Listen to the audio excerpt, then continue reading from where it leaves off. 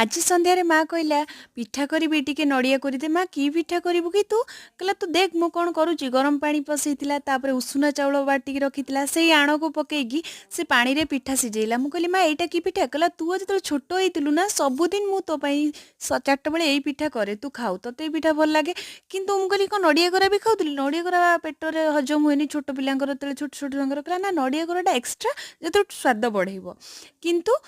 एइभଳି पिठा ମୁଁ ତତେ ସବୁବେଳେ ଛୋଟବେଳେ କରିକି ଦଉଥିଲି ତୁ ଖାଉଥିଲୁ ଚାରିଟା ବେଳେ ଯୋଉଥିଲାଗି ପିଠା ମୋର ବହୁତ ପ୍ରିୟ ଆଜି ବି ପିଠା କିଛି ଲୋକ ପିଠଉ ଗୋଟେ ବାସି ହେଲେ ଖାଆନ୍ତିନି ମୁଁ 4 ଦିନ ପିଠଉ ହେଲେ ବି ଖାଇଦେବି ସେ ପିଠା କାରଣ ପିଠା ମୋର ବହୁତ ପ୍ରିୟ ଆଉ ସେ ଯାହା ହଉ ତାପରେ ସେଇଟାରୁ ତା ରସ ବାହାର କଲି ଗରମ ପାଣିରେ ପକେଇକି ରସ କାଢ଼ି ସାରିଲି ସେଇଟାକୁ ମାଆକୁ ନେଇକି ଦେଲି ସେ ପିଠା ଏପଟେ ସିଝି ଯାଇଥିଲା ପୁରା ପାଣିରେ ସେ ରସଟାକୁ ସେ ପକେଇଲା ତାପରେ ଚିନି ପକେଇଲା ସ୍ୱାଦ ଅନୁସାରେ ଲୁଣ ବି ସ୍ୱାଦ ଅନୁସାରେ ପଡ଼ିଲା ଟିକେ ଗୁଜୁରାତି ପଡ଼ିଲା ବାସ୍ ସେତିକି ଯଥେଷ୍ଟ ପିଠା ହେଇଗଲା ରେଡି।